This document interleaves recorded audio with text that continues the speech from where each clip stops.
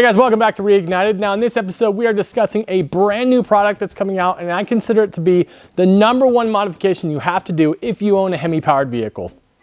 Now I've been hearing a lot of rumors over the last couple of years about this product, but it looks like it's finally starting to become a reality. Now I reached out to the company that makes this product, and they agreed to let me take a look at a pre-production unit. So unfortunately, I won't be able to do any sort of a giveaway for you guys, but as soon as I saw the spec sheet on this thing, I knew I had to make a video.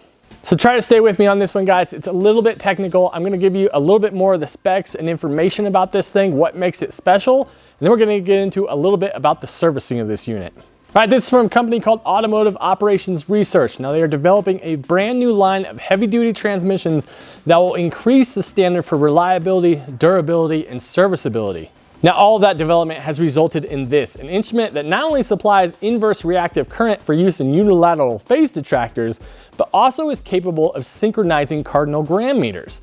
Now such a device is called the Turbo Encabulator. Can you guys believe it? I know, I can't either. This is crazy. Now notice here that the really only new principle involved is that instead of power being produced by the relative motion of conductors and fluxes, it's produced by the modal interactance of magnetoreluctance and capacitive duractance.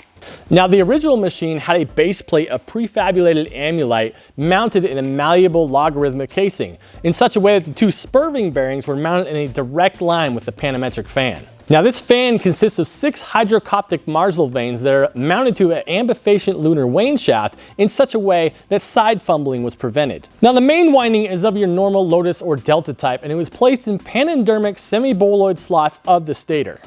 Now every 7th conductor is connected to a non-reversible Tremi pipe, which is of course connected to the differential girdle spring on the up end of the gram meters.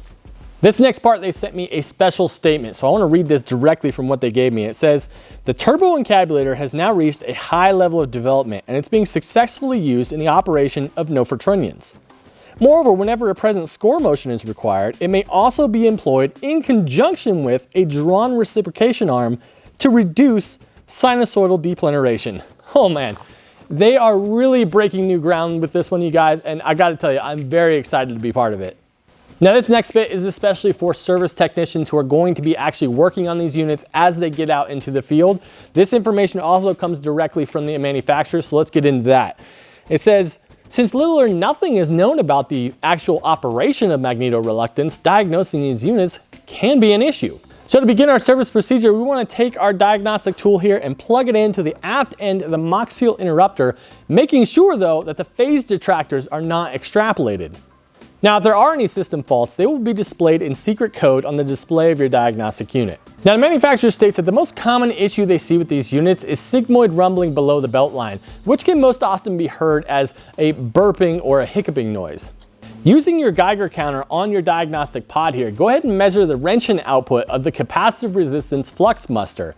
If it is above 10 RGs, go ahead and just replace the whole unit. Now, if it is below 10 RGs, you will be directed to perform a series of tests that will effectively raise the billable hours for the service department, but perform no other useful function. Now, if this is the case, all other faults should be treated as if they do not exist, and the customer should be told that the burping or hiccuping noise is normal and could be caused by too much gas in the fuel system. All right, so that's just a real quick overview of this brand new Turbo Encabulator, and I for one think it is a massive step forward in hyperglazing morphing. And that being the case, if you are not thinking about adding one of these to your Hemi vehicle, you are making a major mistake. As I mentioned before, I think this is the absolute game changer. And as soon as I have some more information on actual release date, pricing, all of that, I'll go ahead and put that in the link in the description down below. But until then, guys, we'll see you next time on Reignited.